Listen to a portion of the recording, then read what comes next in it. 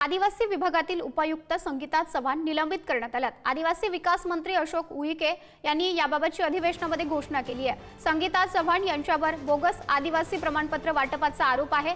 मराठा समाजातील तरुणांना आदिवासी प्रमाणपत्र दिल्याचा त्यांच्यावर आरोप आहे। आमदार राजेश पाडवी, रामदास मसराम यांनी याबाबत लक्षवेधी मांडलेली होती, त्यानंतर त्यांच्यावर कारवाई करण्यात आली आहे।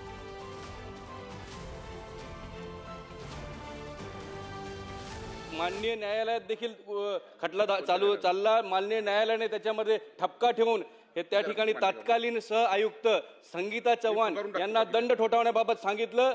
याबद्दल रेकॉर्डवरती चौकशी समितीच्या रेकॉर्डवरती त्यांची मूळ जात मराठा जात असल्याचे कागदपत्रांमध्ये नमूद असताना यांनी ती नोटीस रद्द करून त्यांना पुन्हा ते कंटिन्यू केलं, म्हणून माननीय न्यायालयाने यांना ते दंड ठोठावण्याबाबत आदेश केलेले आहे। त्याबद्दल अद्यापपर्यंत कुठलीही कारवाई नाही। माझी तत्काळ मागणी आहे आपल्या माध्यमातून मंत्री महोदयांकडे, त्यांना तत्काळ निलंबित करावं।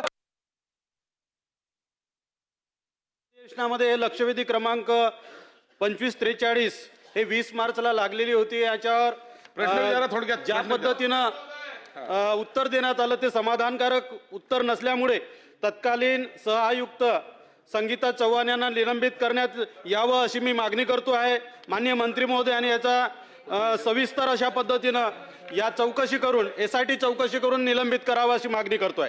कार्यरत असलेल्या जॉईंट डायरेक्टर सौ संगीता चव्हाण बद्दल सभागृहातल्या सर्व आदिवासी आमदारांच्या भावना आणि 1,35,00,000 आदिवासी समाज जो या अवैध प्रमाणपत्र अवैध जातीचं वैधता प्रमाणपत्राच्या बाबत महाराष्ट्रामध्ये आदिवासी समाजामध्ये असलेली निराशा हा भाग घेता आणि सभागृहाच्या सर्व सन्माननीय सदस्याच्या भावना लक्षात घेता सौ संगीता चव्हाण यांना निलंबित करण्यात येत आहे।